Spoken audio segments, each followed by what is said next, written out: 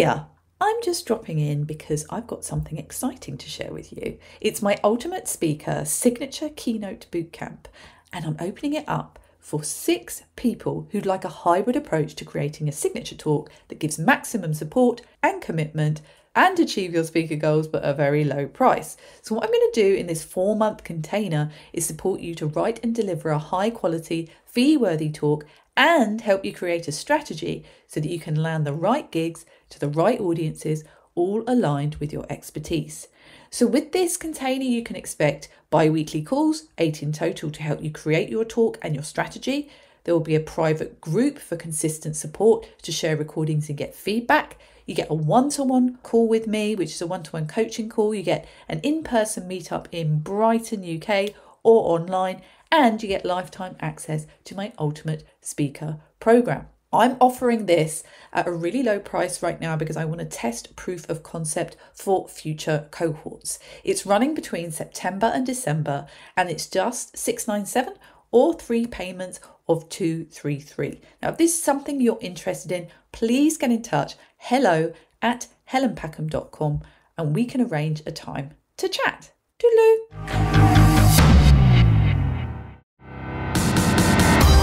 Welcome to the Words That Change Lives podcast, helping leaders, coaches, and small business owners to 10 times the impact of their message.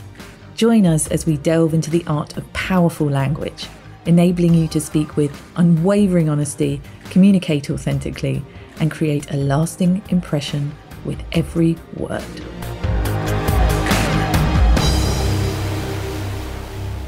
My daughter came home from school the other day, and she was tense and stressed because so much had happened that she needed to blurt it all out. And in her recounting of explaining to me what had happened in her day, it sounded a bit like this. We did this, and then this happened, and then we did this, and then we did this, and then we did this, and then we did this. And it was an overload of verbal spouting as she was sharing with me everything that was in her head. And of course, that is fine. And I willingly listened while she shared because clearly she needed to do that. But it got me thinking about something that my clients fall into the trap of quite a bit. And that is timeline storytelling. Now, I'm not saying all clients do this, but a lot of clients, when we are working together on a keynote talk, a TED talk or similar, or particularly when we're working on developing a core story, someone's core story, there is a habit and a natural way of falling into the trap of sharing the moments in your history as a timeline. So the first part of the story is at the beginning, maybe sometimes of your life. And then you recount stories and moments along that timeline and tell them in sequence, often giving dates, often giving years. And it completely changes the way that you're telling that story and can actually have a negative impact. It's a natural thing to do because we kind of only know that way sometimes. However, I'm here to tell you today there are different ways that you can share stories that are much more impactful, much more effective, and have a much better impact on the audience and enhance the impact of the words that you're saying. So today I'm going to be talking about why timeline storytelling often fails, and I'm going to be sharing some alternative techniques. One in particular is framing devices. And I'm going to be giving some examples of framing devices in film and literature. And then at the end, I'm going to give you some strategies to implement in your own talks and presentations or whatever communication you're delivering where you want to tell a story, but you want to move away from this happened, then this happened, then this happened, then this happened. You might not even know you're doing it, but maybe as I go through, it might become clear. Now, telling stories as a straightforward timeline often fails to engage audiences effectively for several reasons. One is there's often a lack of an emotional engagement. So a chronological recounting events tends to be more factual and less emotive. So this method can make the story feel like a list of events rather than a compelling narrative that resonates emotionally with the audience, and so therefore disconnecting that emotional engagement. It's also pretty predictable, so therefore maybe sometimes boring, dare I say it. Linear stories are often predictable, reducing suspense and interest. So an audience can easily anticipate what happens next, or that there's going to be another point on that timeline, which diminishes the impact of the narrative. And finally, limited depth. Telling a story in a strict sequence can limit character development and thematic exploration. So important aspects of backstories and motivations might be glossed over because you're focusing too much on what happened here, what happened there, what happened there. And we think that's a perfectly good way of telling a story, but I'm here to tell you there's better ways, and I'm going to do that in this short episode. The first alternative option for storytelling techniques is a non-linear narrative. So you can imagine the timeline storytelling literally goes from point to point to point to point. But if you use a non-linear approach, the story can jump between different time periods or perspectives, and that can enhance the mystery and maintain audience interest. And this technique allows for deeper character development. So think about movies like Pulp Fiction or Catch-22. Pulp Fiction in particular uses this non-linear narrative where it jumps back and forward. Now I hear you say, yeah, but that's a film. What about talks? Well, I'll be showing that a little bit later on. There's also thematic structure. So instead of focusing on a timeline, you can organize your story around a central theme with interconnected sub-themes. Now, I want to give you an example of a talk structure that really does focus on this, and that's a TED or a TEDx talk, because that talk is focused around a central theme, which is the idea worth spreading. And all of the stories connected to that will be in relation to the theme. So it's not a timeline of events. It's stories that are relevant and engaging to the theme. You see how already that's a different structure to a timeline story. Much more engaging, is centered around that theme and the sub-themes. There's also flashback and flash forward. That's quite a classic. So incorporating flashbacks and forwards reveal backstories or future events. Now, if you are telling your core story, this can be quite a good method where you are flashing back from the present day and then flashing forward from moments. And a really good example of this is The Godfather Part 2. So that's really used within this film to parallel the lives of the father and the son across different periods. Again, you're probably thinking, how do I do that in a talk? You can. Multiple perspectives also could be a way of telling the story in a different way from multiple viewpoints. And that can offer a richer, more complex narrative. So this helps in showing different facets of the same events and can lead to a more rounding understanding of the story. So you're looking at one event from different viewpoints, and Games of Thrones is an effective example of using the multifaceted narrative. And the final one, which I want to expand on, is what's known as framing devices. And this is where the main story is told within the context of another narrative. So this can add layers to the story and provide a unique perspective.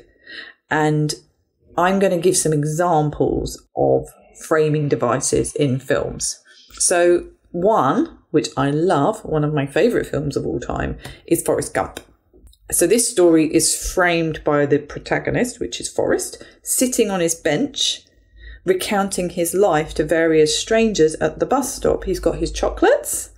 There's a nurse there. There's other people that come and go as he's telling the story. And this is the framing device for the story. So it allows for retrospective looks at the key events in his life, providing context and continuity. Now imagine if Forrest Gump was told as a timeline, this happened, then this happened, then this happened. Yeah, it would still be interesting, but would it be as impactful? Probably not. There's also Life of Pi, another film I love, with the adult Pi Patel telling his extraordinary tale of survival to a writer. And that device not only provides direct connection to the storyteller, also adds layers of meaning to the story's exploration of truth and belief. Very powerfully done. Another example is Titanic. The narrative of this film is framed by an elderly Rose recounting her experiences on the Titanic to a group of treasure hunters. And then we have another favourite, Inception. Oh, love this film so much. This does it absolutely impeccably. And it's framed by Cobb's personal quest to return to his children. So the structure with his dreams within dreams and acts as a literal framing device, enhancing the narrative's complexity. Final one, Great Gatsby. This, again, a fantastic film. The novel is narrated by Nick Carraway, who recounts his experience with Jay Gatsby. So if you remember in that film, it's the narrator that is going back into moments of the story rather than telling it as a timeline. Hopefully this is giving you an idea of what a framing device is and how you can actually use it to tell a different version of a timeline story. The benefits are quite huge. So enhanced engagement, I've tried this out many a times with my own talks. It can make a story more engaging by adding layers, and it piques the audience interest. It keeps them engaged. It keeps them excited. Giving multiple perspectives allows for different viewpoints and interpretations. If you're using thematic depth, you can emphasize and highlight themes by juxtaposing different parts of the narrative. And contextualization, it provides context and background information that can help the audience understand the main narrative without it being a linear timeline. So you can create rich, multifaceted narratives, basically, if you employ these things. Now, before I go into some practical strategies for using framing devices, I want to also share just general tips for effective storytelling. We want to move away from this happened, then this happened, then this happened, and we want to build tension. So always starting with a hook. In any way you're sharing your story, it's always going to be intriguing. So you think about something intriguing or a question, or I call it the Big Bang, that is going to get people sitting up and listening. You build tension by introducing conflicts and obstacles and what I call the world tour. You're putting people inside the story and you're explaining what's happening and providing rich context around what are you seeing, hearing and feeling. You're focusing on the characters within the story. So tell us about those characters. Show us their growth and their changes rather than this happened, then this happened, then this happened. And as I say, descriptive language, sensory details really, really helps make it immersive. And then end with that strong conclusion. What is the resolution? What is the golden nugget? What is the takeaway for the audience rather than just telling the story for the sake of telling the story? So if you want to use framing devices in a talk or a presentation, maybe you are writing your core story or you want to deliver something and you don't want to do a timeline. You don't want to fall into the timeline trap. Here is some examples. Okay. So one is that you can use a personal anecdote. So you can start your talk or presentation, whatever it is, with a personal story that relates to the main topic.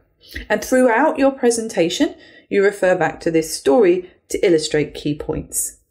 So I give a talk around mindset and motivation, and I start with a story at the beginning about my daughter learning to stack blocks and her resilience in stacking blocks, and how as we get older we lose that confidence to keep going and keep falling down and getting back up again. And I refer back to that throughout the different key points of the talk.